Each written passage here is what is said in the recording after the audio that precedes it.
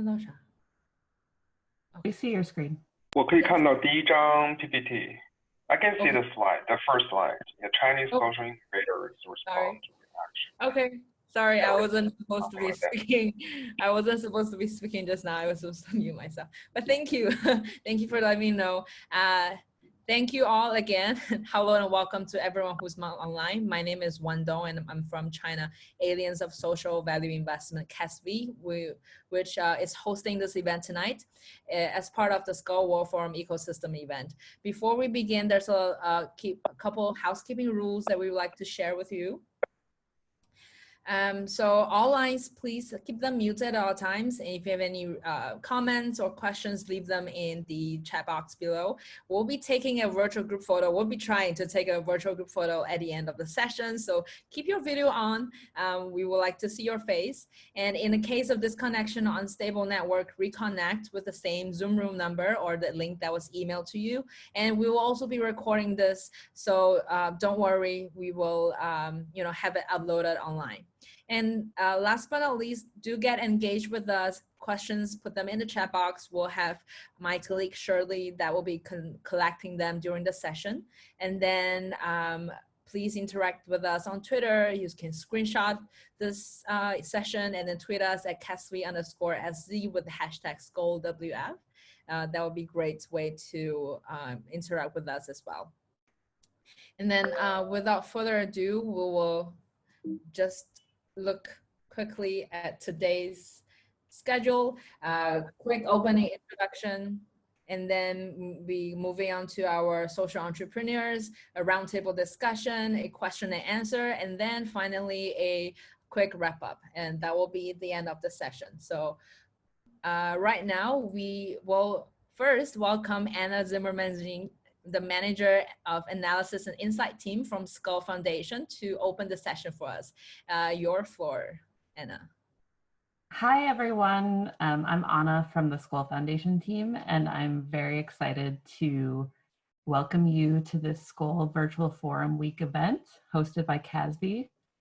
I'd especially like to welcome our many colleagues joining from China this evening. 大家好，我是朱安娜。我是斯克尔基金会的员工，我想热烈的欢迎大家参与今天斯克尔世界论坛的活动。As many of you know, the Skoll World Forum usually takes place each spring in Oxford, England, and brings together more than 1,200 social entrepreneurs, philanthropists, and others from the social change sector together for a week of learning and networking. This year, unfortunately, we had to cancel the formal forum due to the coronavirus.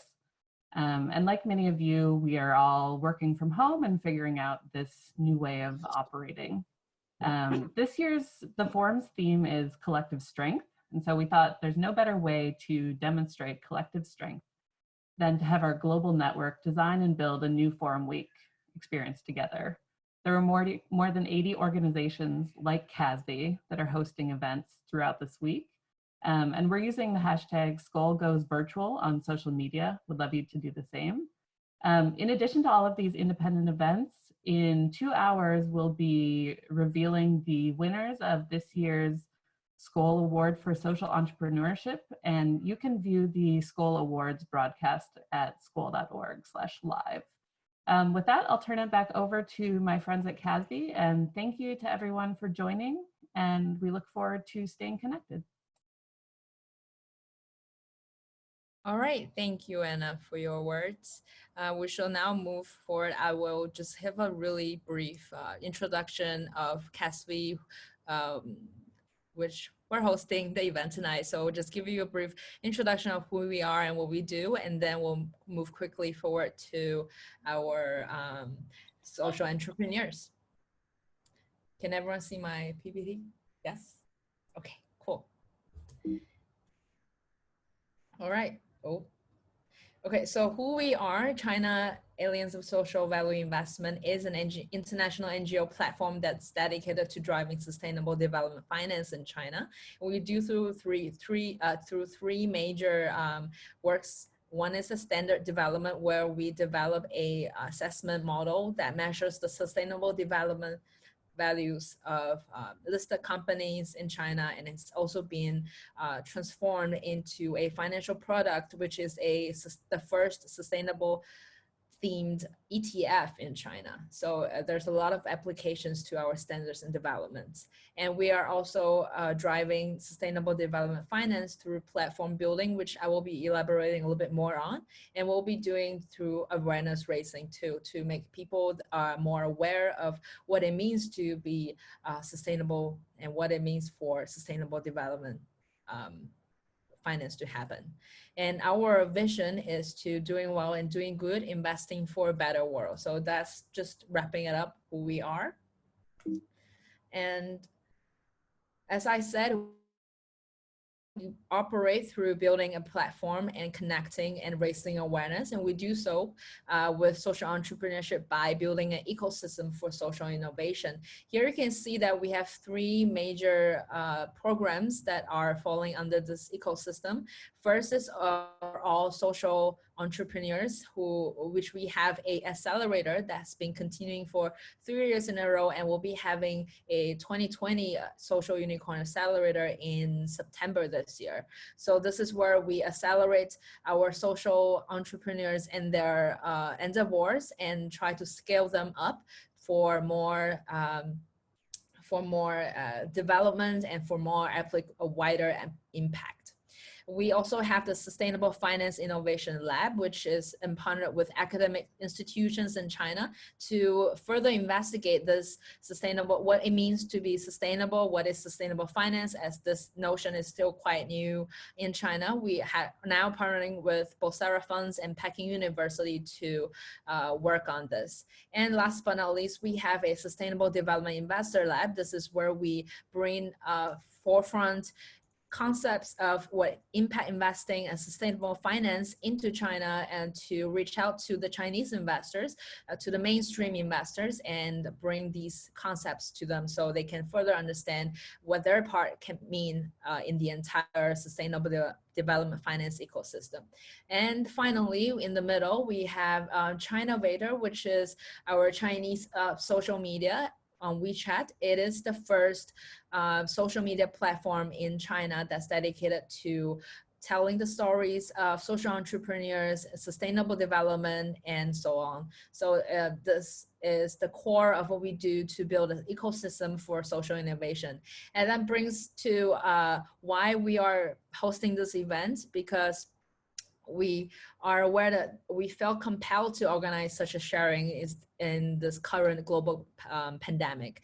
We feel for strong solidarity, and we want to send a message to everyone that you are not alone in this situation, that we will share our lessons and experiences with everyone. So with this in mind, we seeked out our members of the community who have amazing stories to share from the actions during the outbreak in China. And during this outbreak, CASVI has, in our own ways, what we did.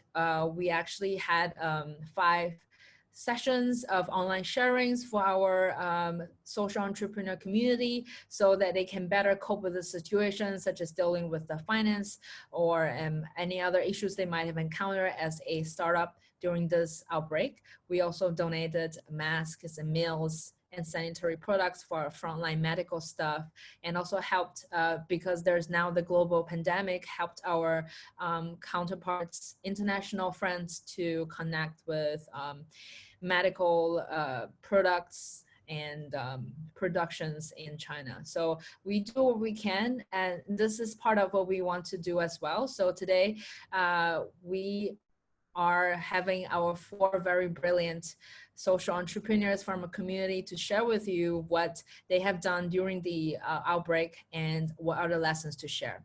Without further ado, we shall now welcome our first presenter for the day. He is a long-time community and a member of our accelerator program. He is actually among the first batch of our accelerator programs in 2018. So we're now going to welcome Robin Liu and his first respond. Thank you, Wendell. And now sharing my screen. Okay, is it on? Okay. Yeah.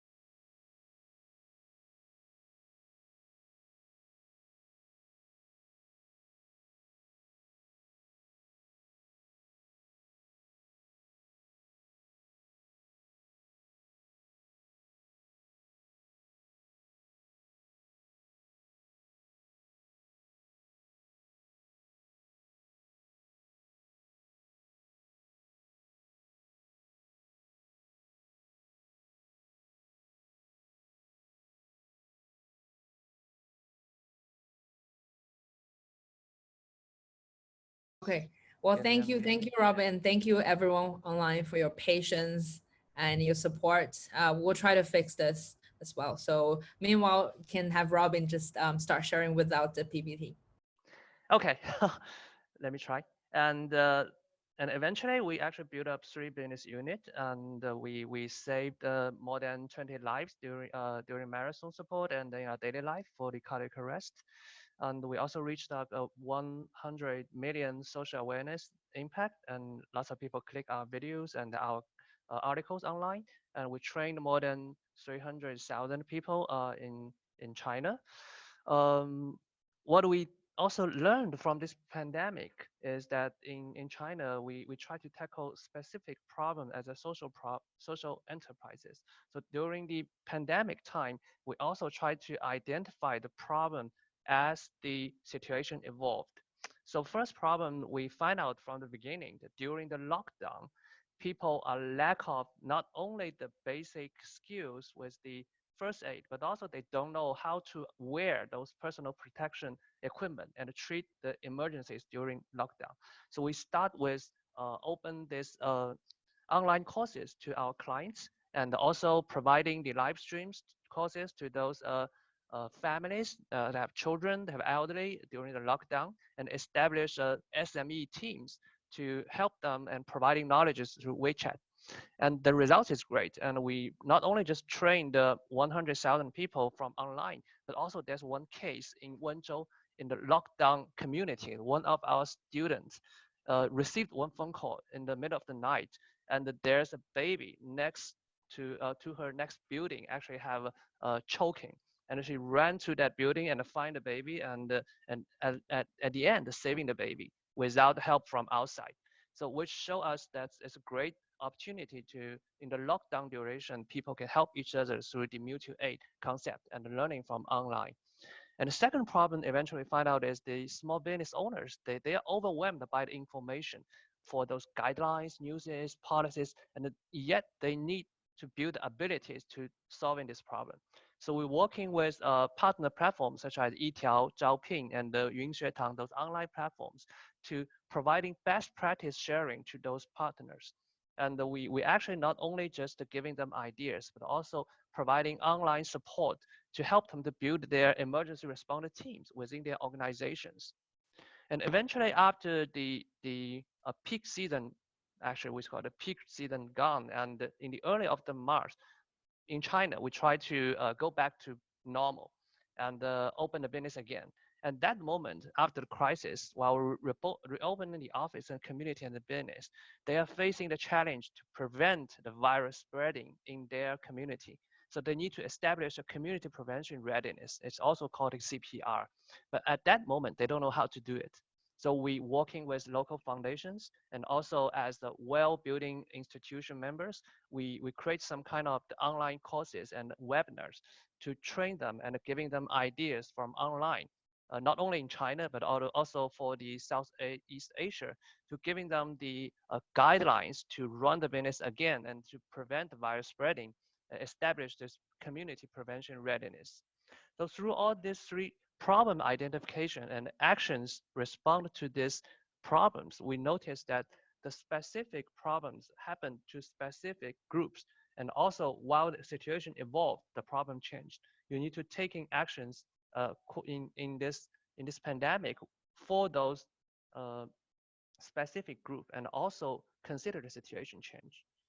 And at the end, not only we support the clients from locally, we also providing service from remote.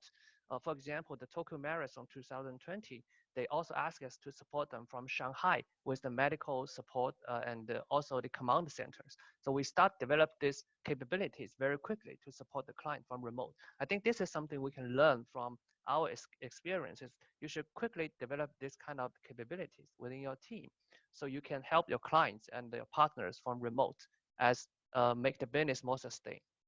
So I think that's all for our part of the sharing and experience sharing. I think I used the 5 minutes, so I pass on to the host. Thank you. Thank you so much, Robin. What's gonna happen is we'll have everyone share for 5 minutes, and then we'll move on to our panel discussion as soon as possible. So just next, I'm just gonna introduce our next presenter. Hold on one second.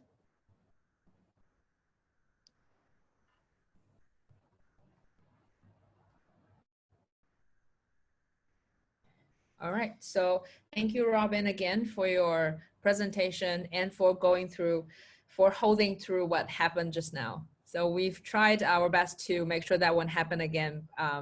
And thank you everyone for your patience and support. So for our next presenter, we have Erin Shaw from the Link Accessibility. She is the Director of Strategic Cooperation at Link Accessibility.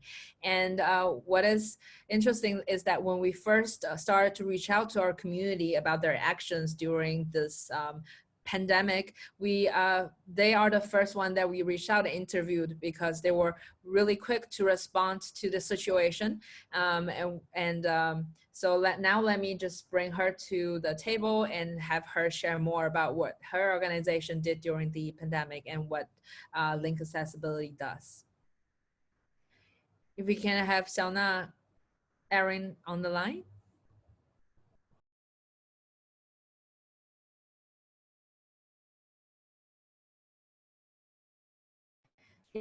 Hi, can you unmute?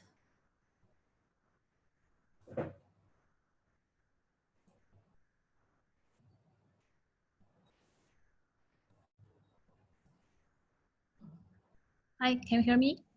Yes. I've allowed everyone to share screen again. So if you should be able to share now. Okay.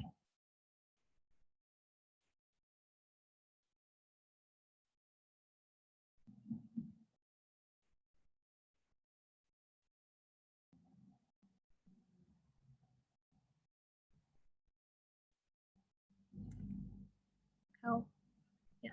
Can you see our slides? Yes, great. Okay. Yeah, thank you for having me, Wan Zhong. I'm Erin, and I'm She Xiaona from Shenzhen Link Accessibility, and it's my great honor to be here to share our topic with all of you.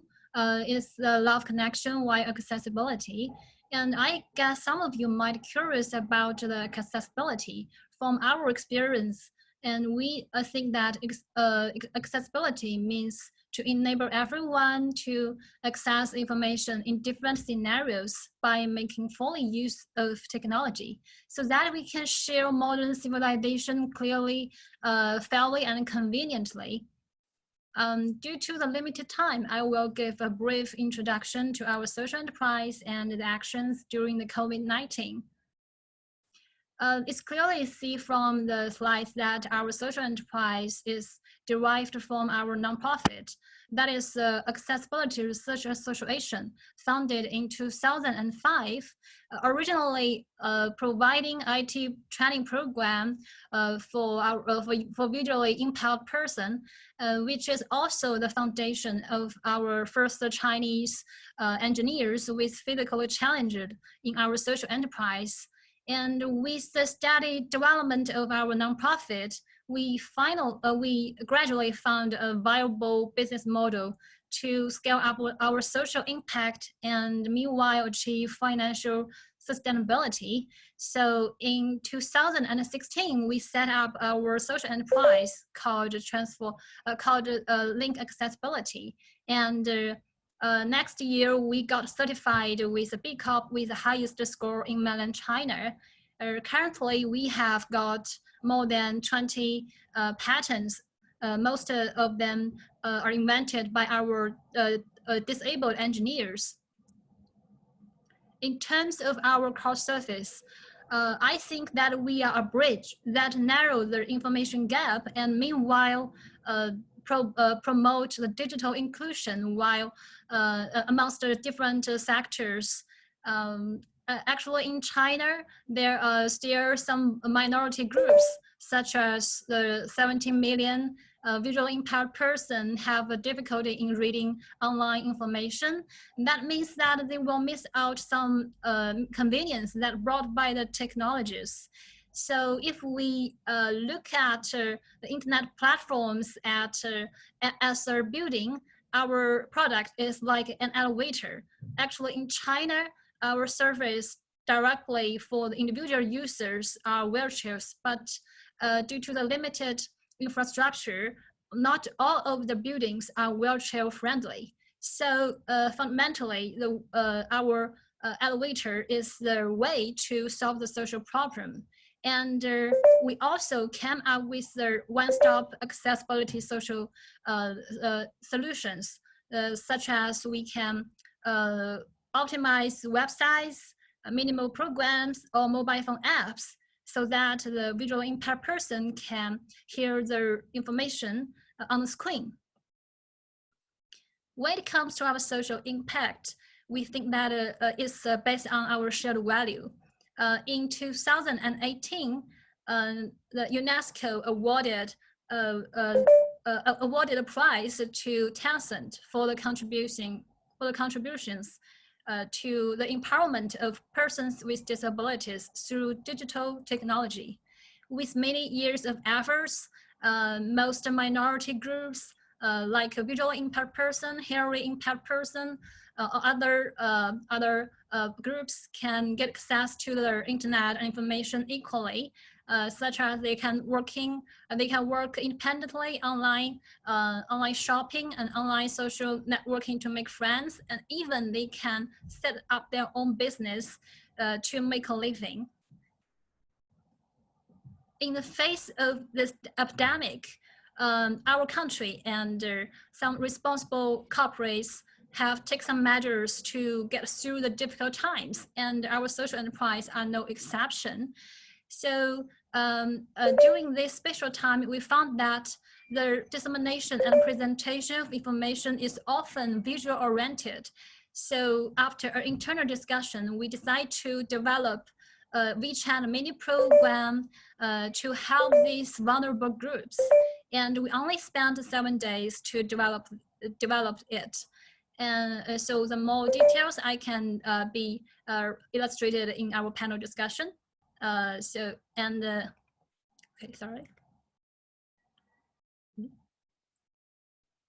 Yeah, okay, that's all, thank you. All right, thank you so much, Xiaona. We'll definitely have more time to talk about the logic and the action that actually goes behind the what they have done during the pandemic. So I will now be introducing our next presenter to you. Just one moment.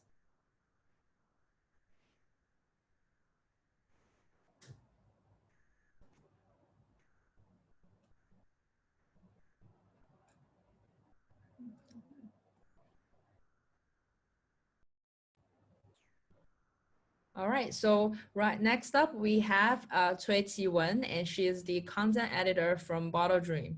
She will be presenting on what Bottle Dream does and what their actions are during the pandemic. So we'll have now Qiwen on the line, and thank you. So you can now have your.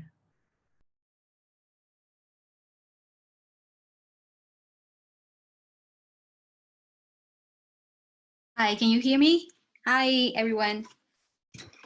Okay, hi, this is Qiwen. I'm from Bottle Dream. So today, I'm very happy to share our experience about building an online community in 24 hours and what we learned from other online communities as well. So I'll start my sharing. 1 second. Okay, so can you see that? Can you see that? Can you see the screen right now? Okay, I'm going to continue. So, so I'll give you a little introduction of Bottle Dream first. So Bottle Dream is a online content provider in China. We founded in 2011. We now have 300,000 followers in China.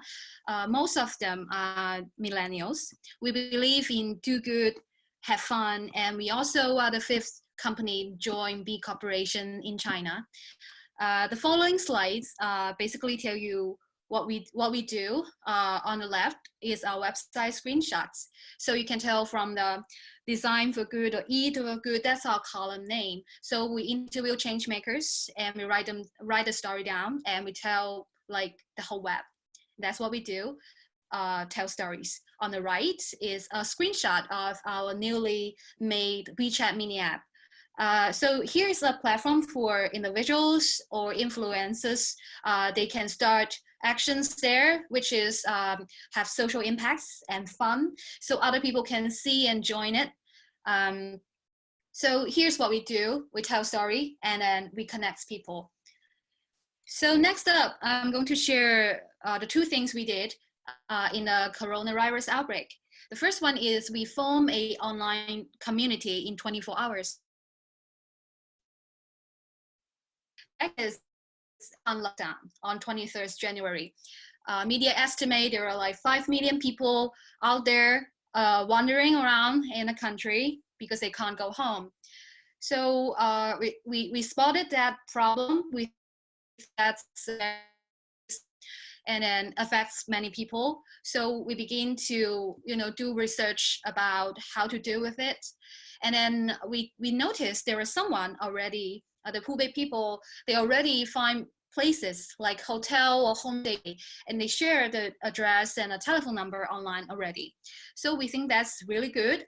We call the hotel to make sure that the information is correct, the address is correct, and then they accept Hubei passengers. And then we note it down on a collaborated spreadsheets. And to make it faster, we post the link on Weibo. For the who you don't know about it, it's like a Twitter in China. So we post a link there and we make the link open so people can join us and collaborate with us. In hours, there are like 15 people join the collaboration, and at the end of the day, like 30 of us. So we make the structure more clear. To divide the whole spreadsheets into provinces and cities, so people can call the hotel and make the movement faster. And we are so lucky because this problem is huge, and there are some social media influencers that online like to repost our link and then our article about what we do. So at instance, we got 100,000 views at one night. And 2 days after our action, we noticed there are some movements from the government, some notice sending top down, like from some provinces or cities to decide where for the Hubei passengers to stay and how great the problem is. So we kind of like getting a good result from that, like in 2 days. So after that, we continue to note down the information from different local governments and instructions and stuff like that. And we kind of end the whole actions in 1 week. So, but we still have like hundreds of volunteers with us. They want to join us, but we don't need that much people. And we also still want to continue to contribute to the virus, the outbreak as well. So we talked to the volunteers. And it's amazing because like every range of them join 2 or 3 online communities at once, most of them. So we think that's amazing. And we are so curious about why there are so many communities online at instance, like they grow in a week to 0 to 2,000 people. How did that happen? So we decided to study them. We create a questionnaire and then we send it out online. There are hundreds of them participate in filling the forms, and then we do 28 in-depth interview with them about the drive, about how they do it. So here are some takeaways. So due to the time limit, I'm going to share the takeaway 1 and 3 with you. So hopefully others we can share in a roundtable section. So what we find out, the most important thing is people don't do social action because they're morally good. No, it's because everybody's at home and in quarantine, and they're so anxious about the uncertainty, and they don't know much about the virus. So they think, they read a lot of news. Some of the point of view are contradicted. So social action is kind of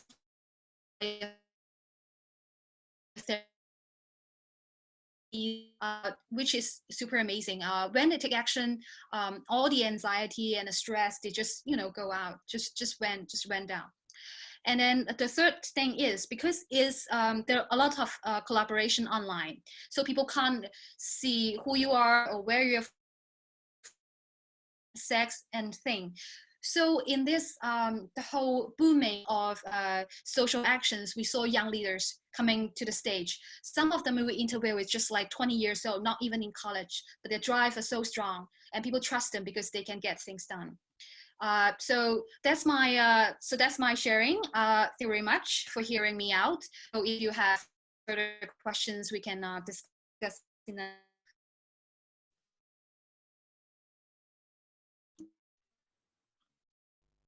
All right.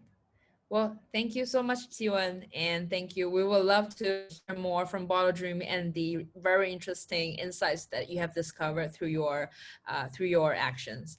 Right now, we will be having our last speaker for this current session. Just 1 second.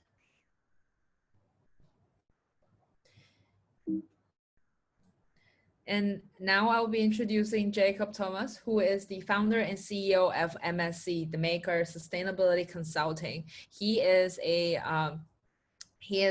recognition as the United Nations Sustainable Development Goals Chinese youth leader and a leader and explorer in the field of sustainable development in China. While MSC is a global and independent sustainability consulting firm. Without further ado, I will hand over the floor to Jacob, and who will be presenting on his actions.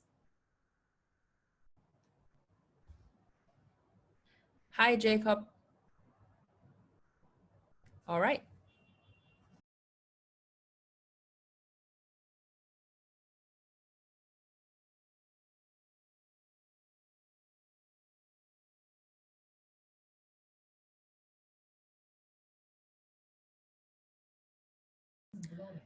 Jacob?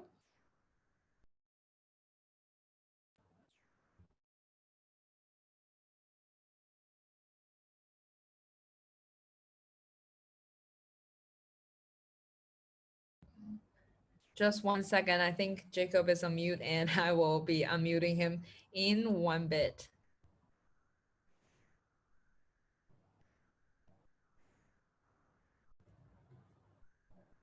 All right, Jacob, you should be able to All speak right, now. great.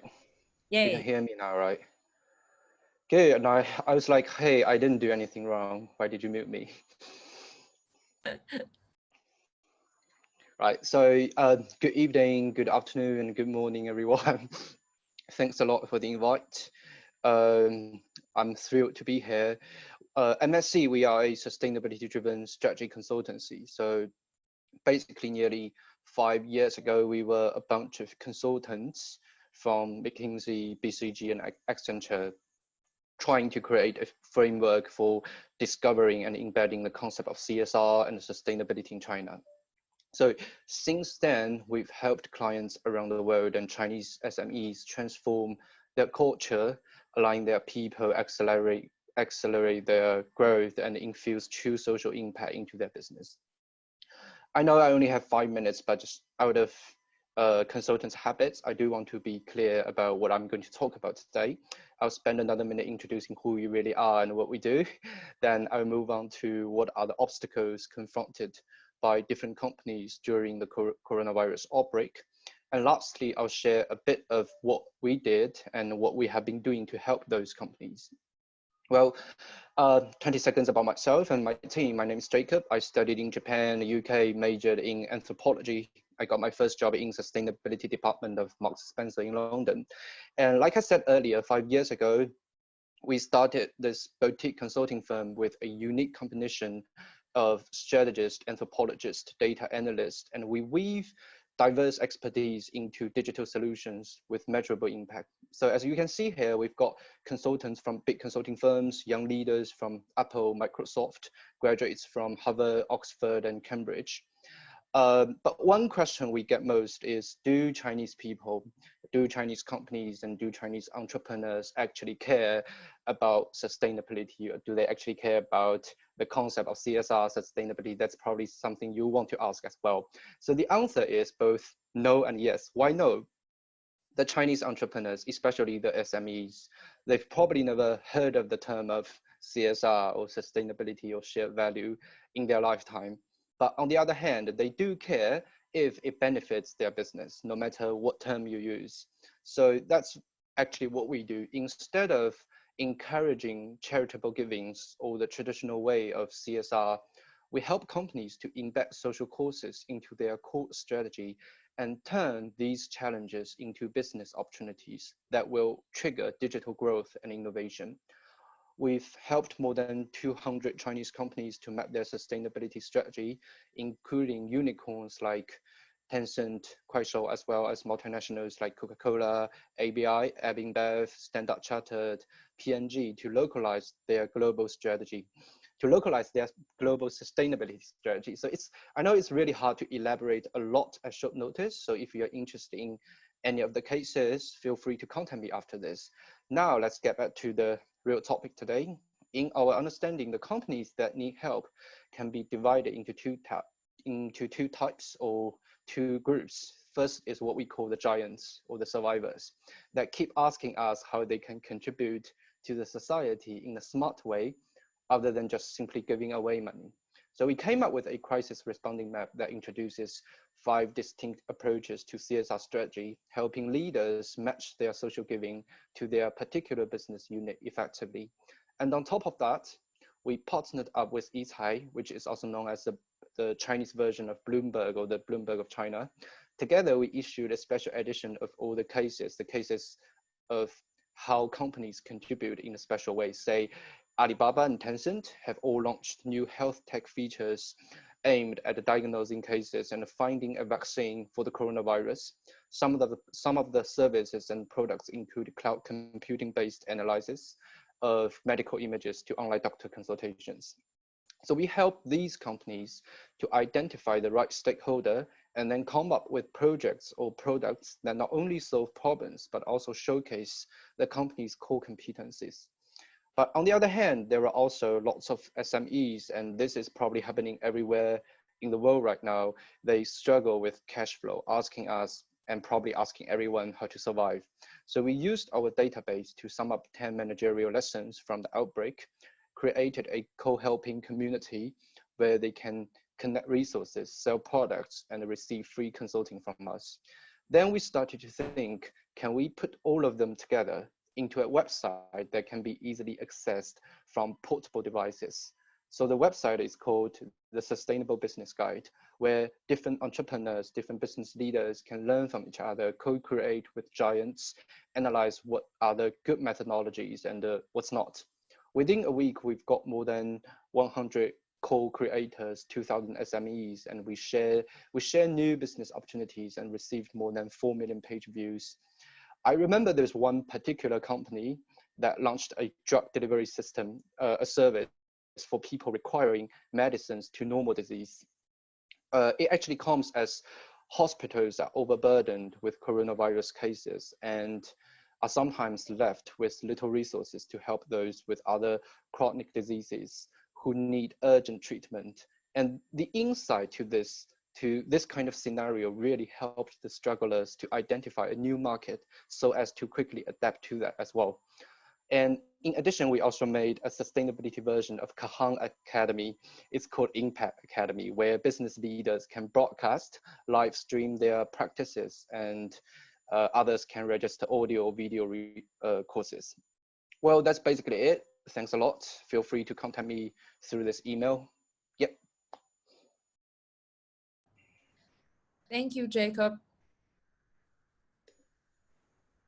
I think what's really interesting with Jacob and MSC and what they have done during these this pandemic is that we have, it adds a really interesting layer of action to the outbreak. We have individual social enterprises like First Respond and Link Accessibility who are committed to quick action during the event, but also Bottle Dream and MSC who are able to act as conveners and platforms to have greater impact and call on for more action as well. So it is very interesting that we have the four of them here tonight with us. And now that we have everyone in place, I will be moving on to our next session, which is the roundtable session.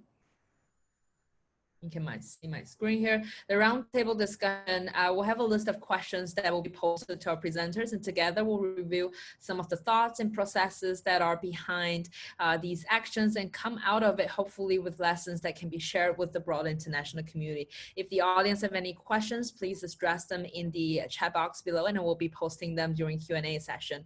And thank you all again for hanging there with us and being so supportful in the chat box. I've seen all the messages you've given to our presenters. So thank you again for your support and patience. Right now, we shall move on to our first question. This question I'll be posting to all presenters. We would like to ask, what was you and your team's initial reaction to the outbreak and lockdown? And what were some of the issues and concerns that surfaced? How did you respond to them? And if everyone can give us a quick 2 or 3 minutes answer on that, that would be great. We can start with Xiaona Erin from with the the initial presentations sequence. Yes, Erin, Xiaona.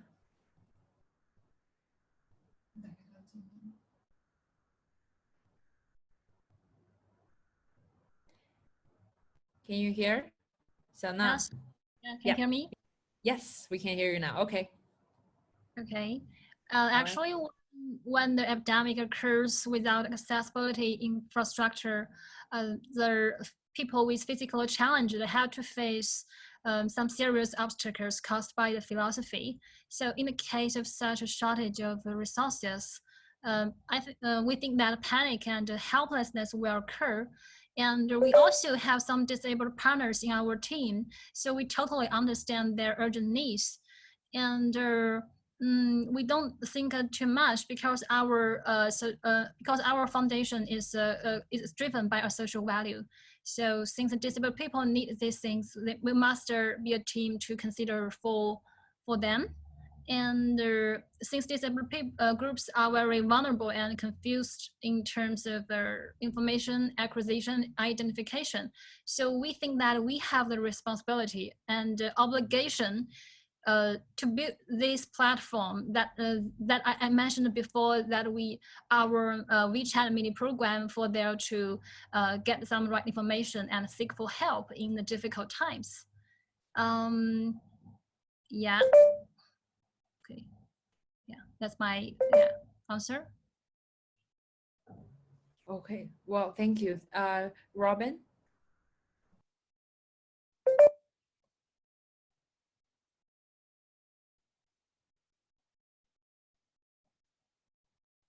Okay. I think from the beginning, it's because we call it a first response. So we try to respond within our teams. And while we heard about this pandemic and the news, the virus getting spread, first thing we're going to do is to protect the employees and those people who are most valuable to us. The first thing we do is actually we give everyone is the masks. So while we discuss about do we need a mask, but actually we do need a mask because we learned it from the first aid training. We need a mask. We need a personal protection equipment, and we need to effectively use it and how to use it. We did some internal training, and also we review the steps of how to do self-protection, and we also giving them some instruction how you protect your families. So we started from internal. Then we actually realized that it's not just us. It's all the people outside. They don't have the proper training how to using this kind of devices and how to wear the glove, how to throw the glove away, how to take off the glove. These all require training. But in China, there's only 1% of people trained with the first aid skills, which all these protection are trained during this first aid training. So we started thinking about how can we help all the people locked down at home.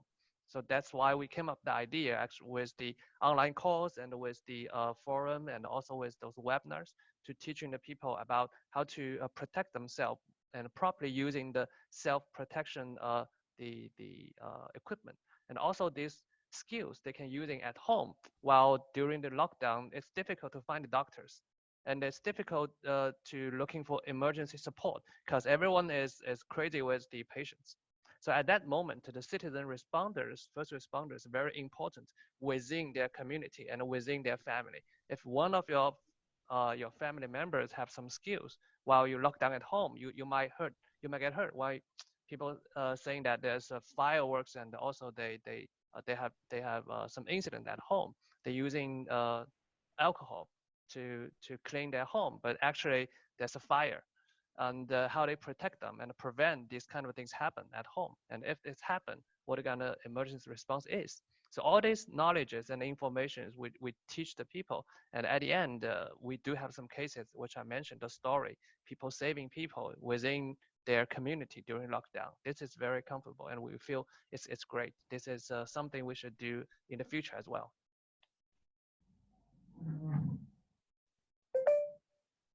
All right, thank you for your sharing, Robin. And shall we have Siwan?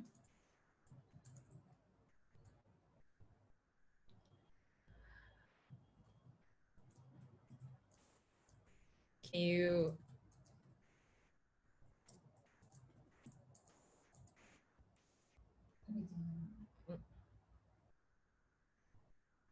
Just hold on 1 second. I'll try to unmute you right now.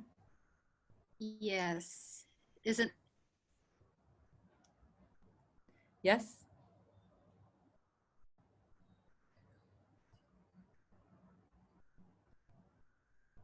Should be Hi. should be okay Is it now. okay now? Oh, yes. Okay. Finally. So our first response is like, first reaction is so shocked and like super anxious because we have teammates in Wuhan as well. So what we do is, first of all, it's just like a WeChat group, right? A group of 5, and then we're so anxious. We don't know what to do when we share the news together to try to figure out what's happening and what we can do. And then after like 20 something news, like back and forth sharing, someone said, hey, stop. Please follow at least repost some of the content, some of the SOS messages online to help them, at least if we haven't figured out what to do. So the first thing we do is we look into Weibo and let's see what's people talking about, and then we find out the Hubei passengers and then the articles, and then we decided, okay, that's one thing we can work on, and so that's why our action started. Yeah.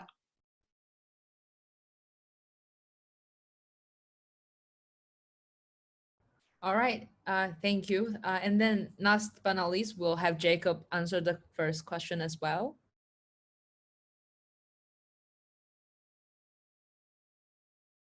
Okay, this is Jacob.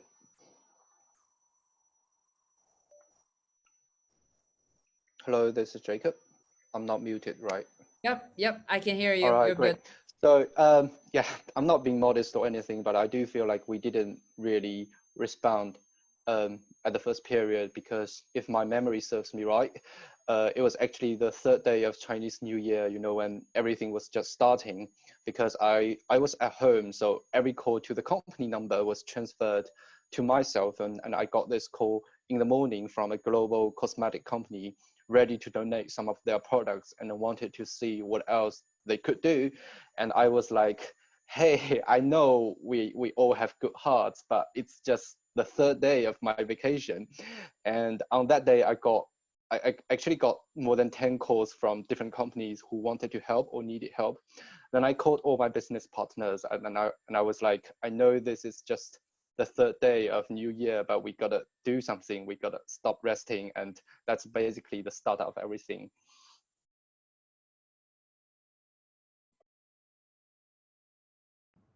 All right.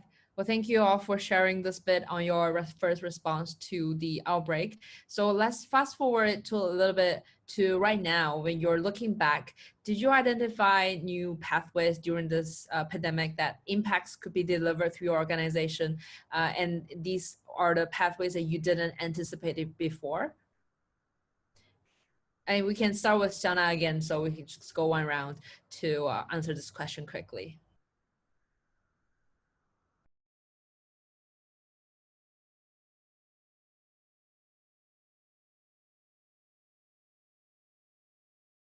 Okay, Xiaona, you are, yes. Okay, thanks, Wenzhong. Actually, after resuming work promoting on February 3rd, we firstly work with some media platforms to start an initiative calling for all our key stakeholders to pay closer attention to the accessibility of product information, because we find that in the special time, most of us are stuck at home, and that can promote their mutual understanding and empathy for the vulnerable groups that used to be neglected by the society and the majority of people. And we also find that some of them can, because that they have some mutual understanding and empathy, so they can easily understand our solutions to help them. And so some of us can be our potential partners in the future. Yeah. Okay. Hello? Yes. Thank you, Xiaona. And Robin, I've just unmuted you, so you should be able to speak now. Cool. I think if we look back and thinking about that, the moment we were encountered, not only just us but everyone in I guess in this room, there's overwhelmed informations, and this is very surprising, and we didn't expect it, that so many informations like the flood into our system.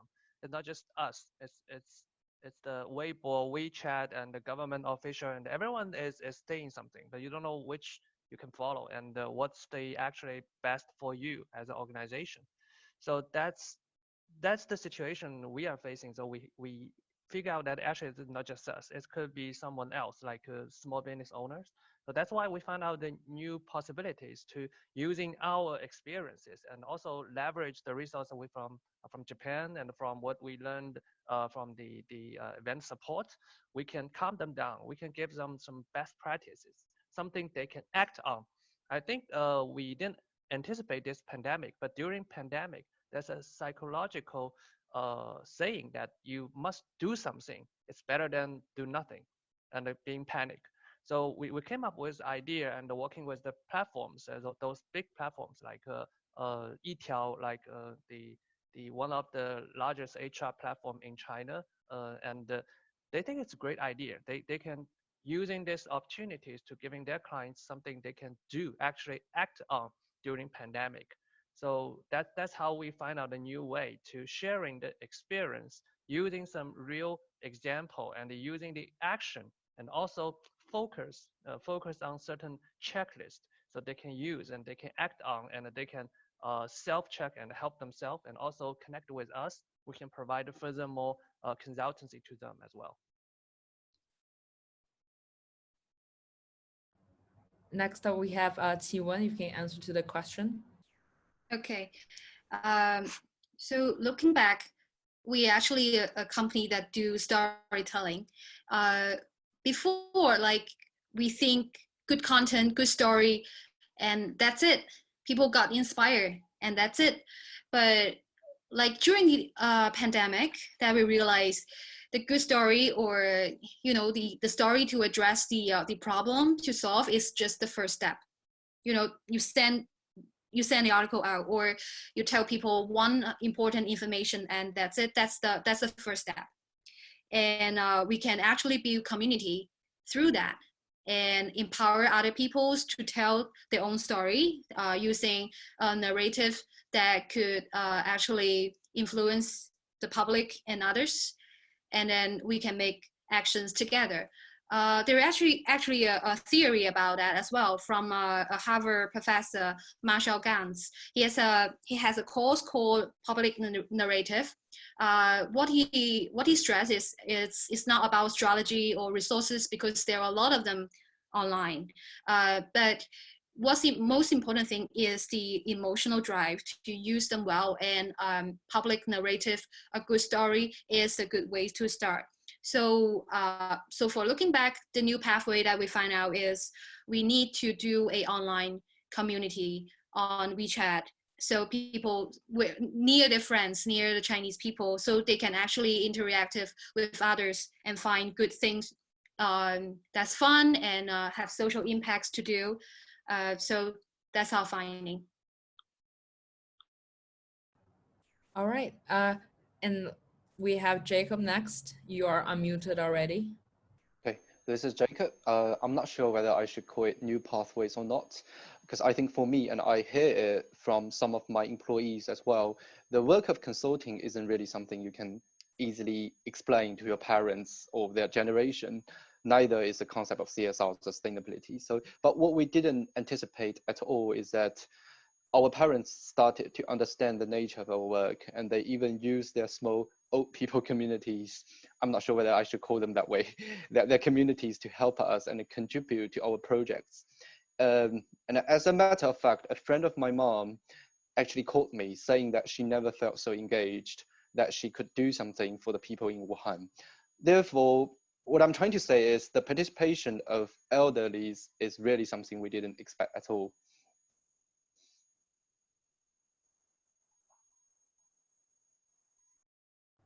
All right, thank you. Very interesting to hear you have different discoveries during this action and with the pandemic.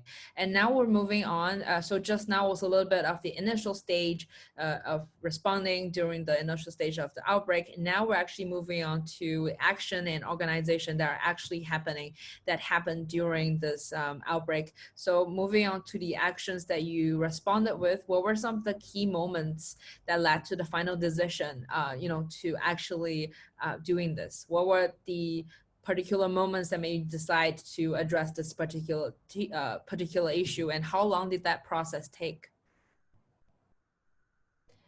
And we can now, I'll have Xiaona to answer this question first, and I'll just unmute you in a bit.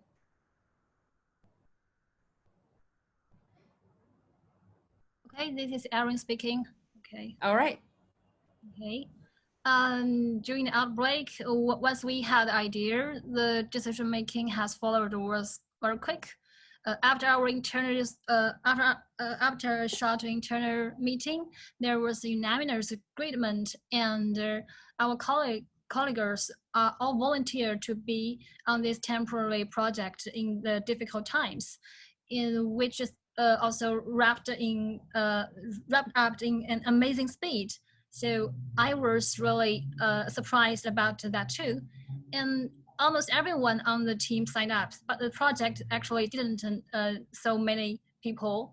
So we selected 12 colleagues to work on their project, including functional design, interface design, UI design, etc.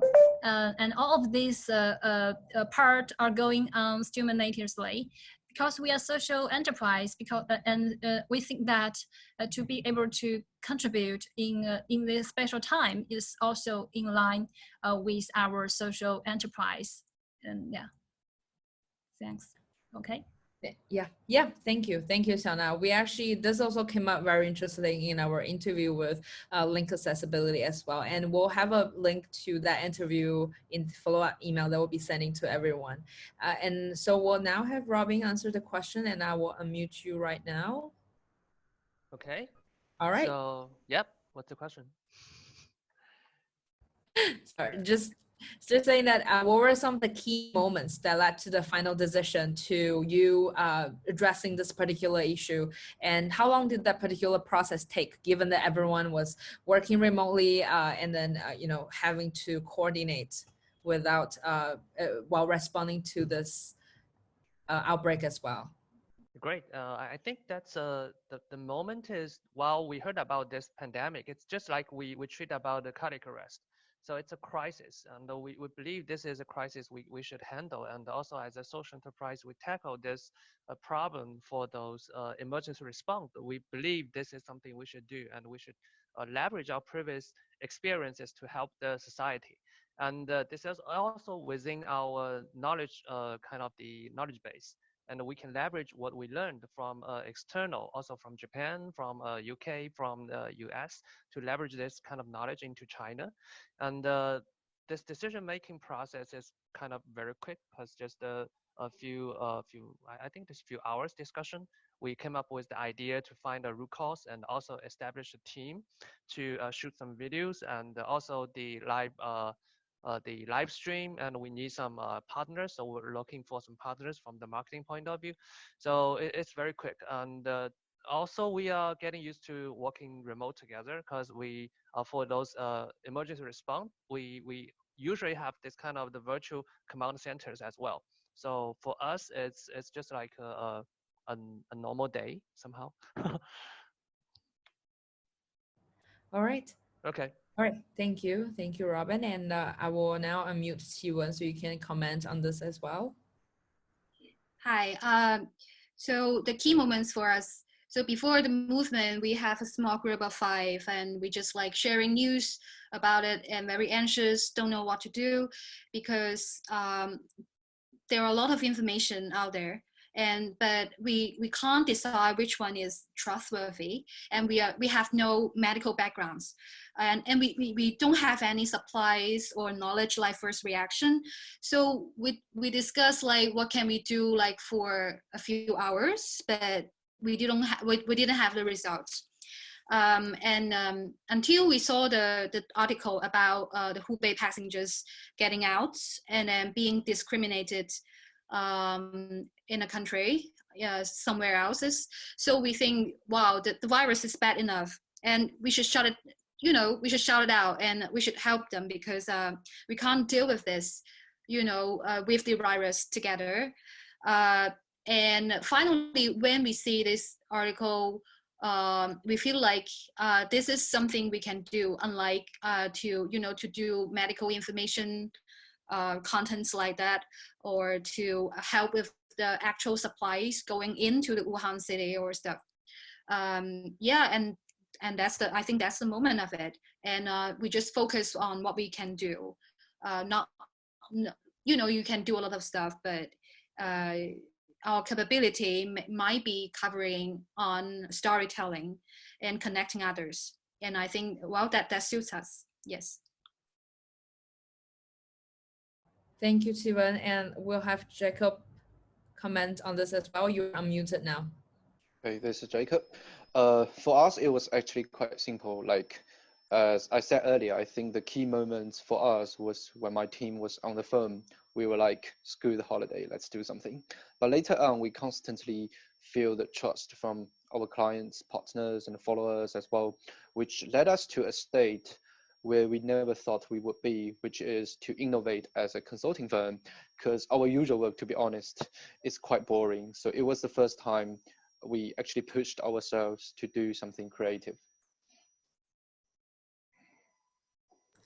Thank you, Jacob. Our time is running short, unfortunately, so I'm just gonna cut short our roundtable discussion by just having one last question to everyone, and then we can move on to the Q&A. I'm seeing a lot of great questions that we are having in the chat box, so we'll be able to hopefully address some of them in a bit.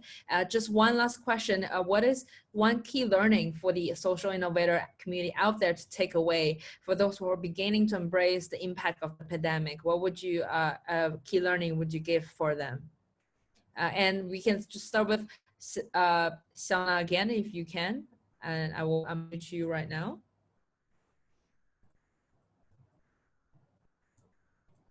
Okay, this is All Xiaona. right. Okay.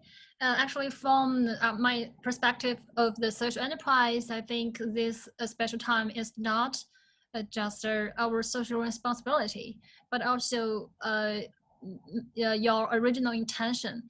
because once you once you want to make a decision, you have need to firmly keep your original intention as a social enterprise, and you have also to balance there are some profits and conflicts in the special time. Yeah, that's my key learning. Yeah. Okay. All right. Thank you so much for sharing this with us.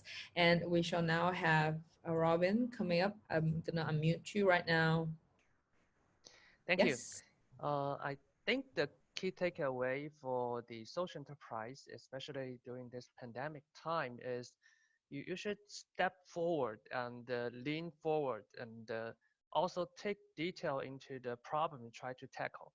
So first thing first, identify the problem first, and actually you should step forward and take detail into looking detail into the problem itself and also the particular group you're going to help, and then make the decision on what kind of action you can do and you can influence, and also be bold, because this is not a normal situation, it's a abnormal situation. So you have to be bold and try something new. Thank you. Thank you. It's very true indeed to be bold at such a time of uncertainty. And I'm sure that this is a lesson that will be well taken for everyone who's experiencing this. And now we will have Qiwen, and I've just unmuted you as well. So you'll be able to speak right now. Yes. Yes. Can you hear me? Okay. So I agree with Robin. I think this is the booming time for social actions and communities. So if you're a community builder, you can spot the problem that is really important, affect a lot of people, and refine your capability and your team's capabilities, and which will give you another source is if this problem is not noticed by many others, not yet, maybe you can tackle them. And in terms of tools and goals, just set up very clear and specific tasks for your teammates and structure it no matter what the action is before implement, or you can do it while implementing. And while collaborating, take shifts, because no matter you're a builder or you join some movements, people are so easy to burn out because it's so tired, so overwhelming with the information. So take shifts in 2 or 3 hours, and then you remember to share the results with the team. Every day we share with how many people view our articles and how many people find places to stay, every day, so people can be inspired and continue the action. And that's my key learning. Thank you. Thank you, Qiwen. I think it's very important too as well at this moment that we take care to take a step back and review what we have. So now we have Jacob to share with us his advice and learning for the community. You are unmuted right now. You should be able to speak. Yes.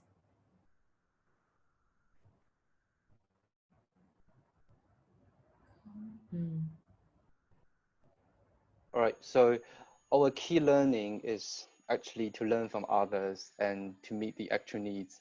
Because honestly speaking, I think what I said, I always thought we were consultants, and the work of consultancy is actually quite boring. So Bottle Dream did such a great job and inspiring job, and we actually look up to them a lot. Every time we feel like we are out of ideas, I would actually ask myself, what would Bottle Dream do? And as for meet the real needs, we started with the 0 to 1 map, and Eats High, the China version of Bloomberg, approached us. We made the special edition together. Then some of the co-creators suggested that we should make an interactive version of it. Then we actually made it the online platform. Then some wanted to hear the Giants live stream. We put them on the Impact Academy. So what made me glad is that we were able to make what was wanted from the clients and had it done within days. It was actually a great lesson for us. Thank you, Jacob. Thank you all for presenters for sharing with the community out there. And so right now we'll be moving on to our Q&A session. We're about 10 minutes behind our original schedule, so we can have about 2 questions quickly, and we can have either 1 or 2 presenters respond to the questions, and then we'll have find other ways for these questions to be answered, and then get back to everyone who's online today. So I have a question here. There's actually a couple of questions that are asking about the same thing. A lot of people are actually concerned, interested about how do you finance the initiatives that you have decided to do during the action? If there's any supporters, or have you raised new funds, or have investors been able to help you to better embrace this period of time? And if there's anything could have been done from your investor side that could make the impact results during and after the pandemic better. So if we can have maybe 1 or 2 presenter respond, you can just maybe raise your hand or type in the chat box so I know that you want to respond, then and I will be able to unmute you. Sorry, I have to manually do this to everyone. Do we have any takers?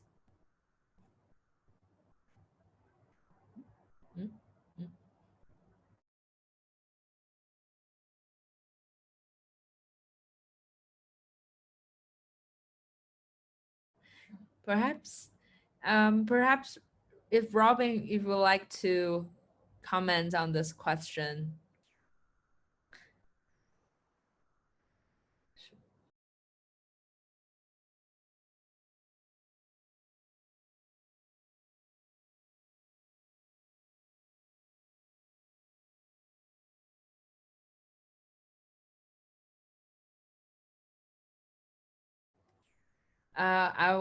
Can you hear me? If I'm just going to repeat the question again and see if anyone would like to join in this question. Robin, you are muted. Would you like to answer? Yeah, can you repeat the question? Because yes, the voice is breaking up. Okay. So what is, a lot of people are actually wondering, how would you finance these initiatives that you've taken on during this pandemic? Because these were initially out of your plan, and the financial burdens behind it, or if did you raise any funds to cover this initiative and along this line? So. Oh, yeah, I think initially because it's in China, it's Spring Festival, so everyone's at home. So basically, we are using our free charge time to contribute to solving the problem, and then government give us another week for holidays. So basically, it's all for free somehow. And but as well as the time goes by, and we try to do some financial to raising. It's not just from the client itself, but also we try sometimes to sell or to charge for the webinar, and also ask the people, say, if you want to join, just pay a little bit, then you can enjoy the session, and we hope in the future that we can keep long-term relationships. So we also treated some of them as the advertisement or public relationship with the partners. So if you think of different ways, it's different ways thinking about the financial return.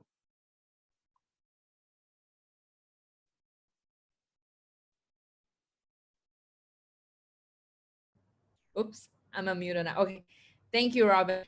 Is there anyone else that would like to answer this question? If not, we can move on to our second question. And okay, all right. Then I'll quickly move on to a second question. This is actually from ID Alex said. Hopefully I'm pronouncing this right, and it's actually dedicated to Qiwen from Bottle Dream. He or she said that I really enjoyed a presentation on creating an online community during the global pandemic. I wanted to ask you, what was the first step for you and your company in creating such a strong online community, and what was the greatest challenge of connecting so many people under the such difficult conditions? So I will just unmute Qiwen and you'll be able to respond. Sorry, what's the first part of the question again?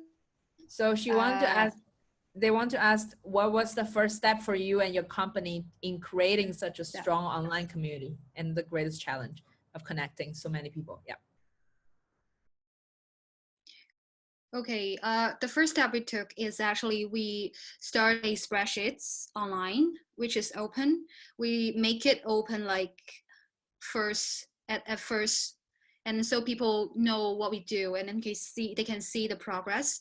And then we address the problem at Weibo by reposting them before, so people know that we really care for this problem, and then we are now trying to solve it. And so that's how we build up just a little bit like trust between our followers and then other people. And then after that, the second question is it about what is it? I forgot. Sorry. The second question. About the greatest challenge for connecting so many Okay. people under such difficult conditions. I think that hardest part is to create a rule that applies for everyone. Like the information is overwhelming, even though it's easy task like doing phone calls and write down informations, things like that. It still burn people down because they haven't dealt with the situation like this before. Some of them call like 10 times with the local government hotlines and health departments and like back and forth. They haven't dealt with it before. So the hardest part is still burnout. And we need to like keep encouraging them, keep motivating them. And some of them, they don't show up and say, hey, I need help, or, you know, I feel devastated, I feel discouraged. You have to notice, like, be very patient and very careful on you know, you collaborating online, you can't see other people's faces and the emotions, but you need to be very on their response, reach out and that's the part.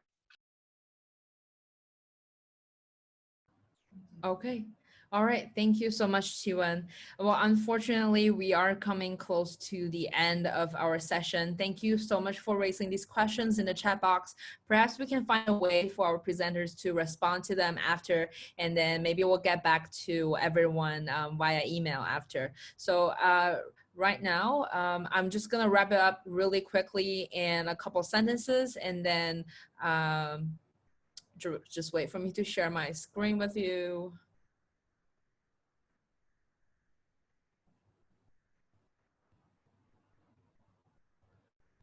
Okay.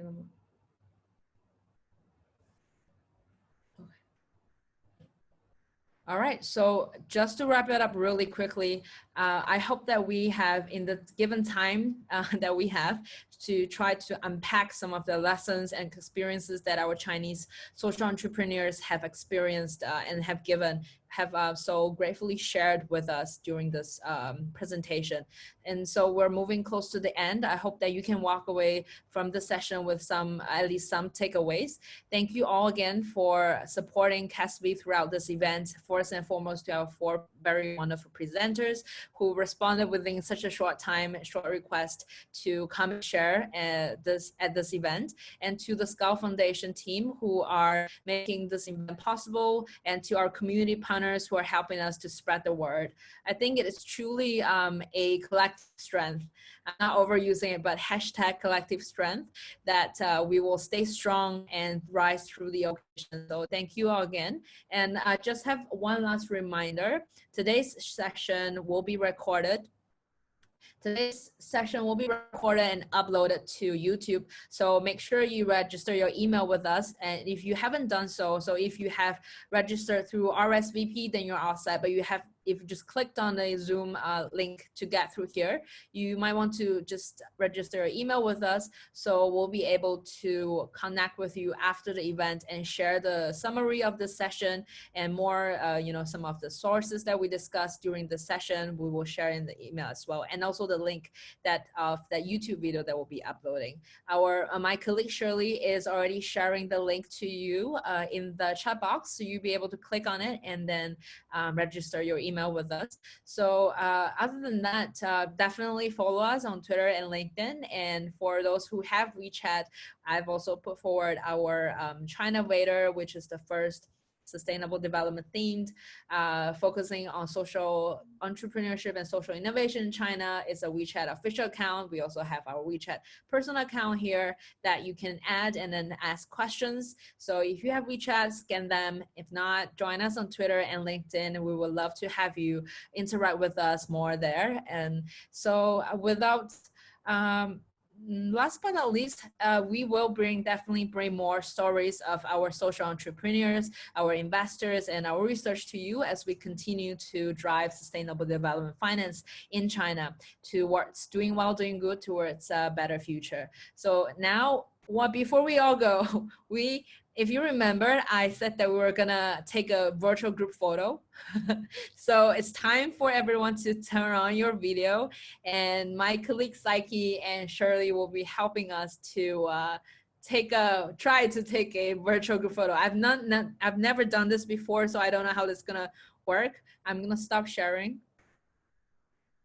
And let's see how it works. Okay, I'm gonna count down from 5 to 1, and then my colleague is going to, screenshot. So that's the best way we can think about for able to capture this amazing moment where we have everyone. So I'm just gonna say 5, 4, 3, 2, 1. All right, okay. I hope it worked. We shall see how it is later. I will share with everyone our screenshot and also a summary of the session will be coming later. So thank you all again. Thank you so much for staying with us and supporting us.